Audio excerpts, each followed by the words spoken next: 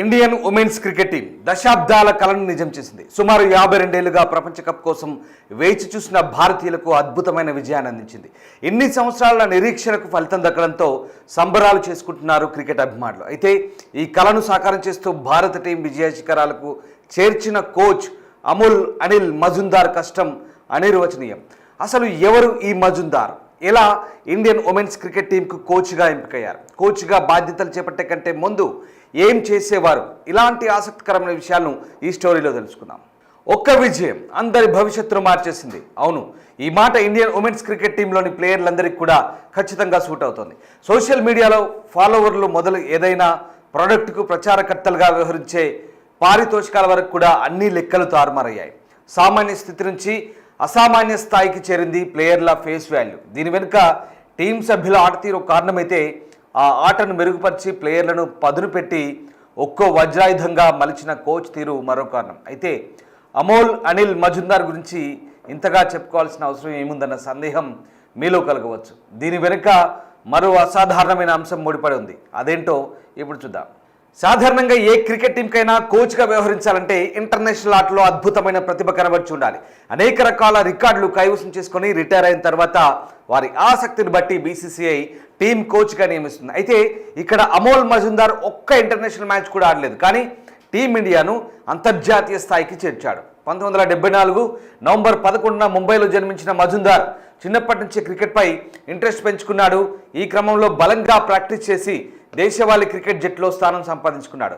ముంబై, అసోం తరపున అనేక రంజీ మ్యాచ్లు ఆడాడు. గతంలో అత్యధిక పరుగులు చేసిన అమర్జీత్ రికార్డులు బద్దలుకొట్టి తన స్థానాన్ని సుస్థిరపరుచుకున్నాడు. ఇదిలా ఉంటే మజుందార్ రమాకాంత్ అచ్చేకర్ అనే కోచ్ దగ్గర క్రికెట్ నేర్చుకున్నాడు. ఈ క్రమంలోనే క్రికెట్ దిగ్గజం సచిన్ మజుందార్కు పరిచయం అయ్యాడు. నెట్ ప్రాక్టీస్లో ఇద్దరు మంచి స్నేహితులయ్యారు.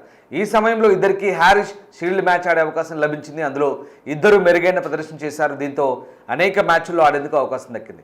1993-94లో ఫరీదాబాద్ రంజీ ట్రోఫీలో ముంబై తరపున ఆడి గొప్ప విజయాన్ని అందించాడు. ఆ తర్వాత 94లో అండర్-19 క్రికెట్ జట్టుకు వైస్ కెప్టెన్గా ఎంపికై ఇంగ్లాండ్ పర్యటన చేశాడు. ఆ జట్టులో సచిన్తో పాటు రాహుల్ ద్రవిడ్, సౌరవ్ గంగూలీ, వివిఎస్ లక్ష్మణ్, అజిత్ అగర్కర్ ఇలా అనేక మంది ప్లేయర్లలో మజుందార్ కూడా ఒకరిగా నిలిచారు. ఇలా ఫస్ట్ క్లాస్ క్రికెట్లో అద్భుతమైన ప్రదర్శన కనబరిచినప్పటికీ అంతర్జాతీయ క్రికెట్లో ఆడే అవకాశం మజుందార్కు వరించలేదు. తన తోటి ఆటగాళ్లైన సచిన్, ద్రవిడ్, గంగూలీ, లక్ష్మణ్ లాంటి వారు అంతర్జాతీయ క్రికెట్లో అప్పటికే అడుగుపెట్టి మంచిగా రాణిస్తుండడంతో మజుందార్ ఎంపిక కొంత కష్టమైంది. దీనికి కారణం జట్టులో స్పేస్ లేకపోవడమే అంటారు అప్పటి సెలెక్టర్లు. ఇలా కొంతకాలం ఖాళీగా ఉన్న మజుందార్ ఇక చేసేదేం లేక 2002లో క్రికెట్ను విడిచిపెట్టి వేరే రంగాన్ని ఎంచుకోవాలని భావించాడు. చాలామంది అతను ప్రోత్సహించడంతో ప్రాక్టీస్ మాత్రం వదలలేదు. ఈ క్రమంలోనే 2006-07లో జరిగిన రంజీ ట్రోఫీలో ముంబై జట్టు కెప్టెన్గా ఎంపికై గొప్ప విజయాన్ని అందించాడు. ఆ తర్వాత 2009లో జరిగిన ముస్తాక్ అలీ T20 ట్రోఫీలో ఇతనికి అవకాశం దక్కకపోవడంతో కాసంత నిరాశకు గురయ్యాడు. ఇక 2012లో ఆంధ్రప్రదేశ్ నుంచి రంజీ ట్రోఫీకి ఎంపికైన జట్టుకు ఆటలో మెలకువలు నేర్పుతూ కొంతకాలం ఉన్నారు. ఆ తర్వాత 2013లో నెదర్లాండ్స్ క్రికెట్ జట్టుకు బ్యాటింగ్ కన్సల్టెంట్గా నియమించబడ్డాడు. అలా కొంతకాలం ప్రయాణించగా అండర్-19, అండర్-23 ఇండియన్ క్రికెట్ టీంకు బ్యాటింగ్ కోచ్గా కూడా సేవలు అందించారు.